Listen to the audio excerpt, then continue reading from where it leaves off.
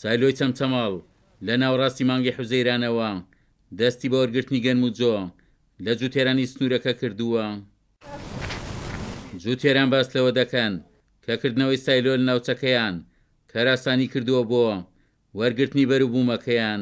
من بەیانی سعات 8 سارێک لێرە هاتوومە و هاتوشمەتە ژوورەوە ئەبوو لێ بەیانیان زۆر ئەستاینە لێ بەرمان ناکەوت کەسمان ناناسی جێ نەبوو نوێشکەین کەس نەبوو ڕاستی ئاومان بداتێ ئیسە زۆر جیاوازیە لە ساوجاوە ساڵان ئەزێتێ زۆرمانە بوو بچین بۆ پیرەمەگروم یان جاروا بوو ساڵانی پێشوو ئەچون بۆ دووس خورماتوو بێ چەند ڕۆژ لەناو خۆڵەیە ئەماینەوە یا لە پیرەمەگرم چەند ڕۆژێک ئەماینەوە ئیستاچێ بە ڕۆژە یا بە دوو ڕۆژ لێمان وەرەگرن و هاوکاری جوتیارەکانی شکن و زۆر باش.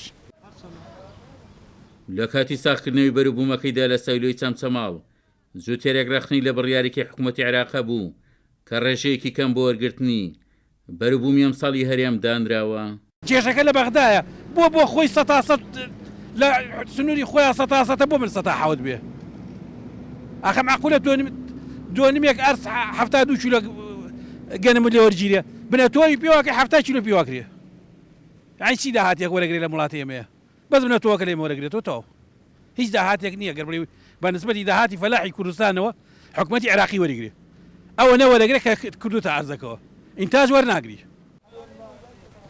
بەڕێوەبەری سایلۆی چەمچەماڵیش هاوشێوەی جووتێران ڕەخنەوەی هەبوو کە لە سەدانەوەتی وەرگرتنی بەروبووم لە بەغداوە کەم کراوەتەوە و وتی شێو کەمکردنەوەیە هیچی کەمتر نییە لە نەدانی پارەی جووتێران. ڕێژەی زیاتر لە 90 گەنمی جووتیاران کەم کراوەتەوە لە بەغاوە بە بڕیارێک جانازانین داواکارین لە نوێنەرانی کورد لە بەغا بەداوداچوون بۆ ئەم کێشەیە بکەن. دیارە کێشەی کەمی ڕێژە زۆر کەمتر نییە لە کێشەی پارەی جووتیاران. داواکارین ڕێژەکانیان بۆ زیاد بکرێت چونکە ڕێژەیەکی زۆر کەمە جووتیاران ناچارە بن گەنمەکانیان لە بازار ساغ بکەنەوە و نەتوانن بهێنن بۆ سایلەکان ئەمەژە بێتە هۆی بێزاری و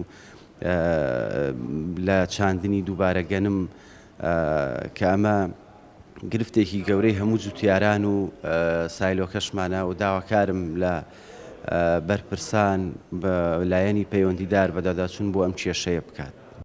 سایلۆی چەمچەماڵ وەک هەوڵێکی خەمخۆرانەی قوبا تەڵەبانی جێگیری سەرۆکی حکوومەتی هەرێم دامەزراوە و بۆ ساڵی یەکەمە بەروبوومی جووتێران وەردەگرێت و سایلۆکە توانای وەرگرتنی 40,000 تەن گەنم و جۆی هەیە.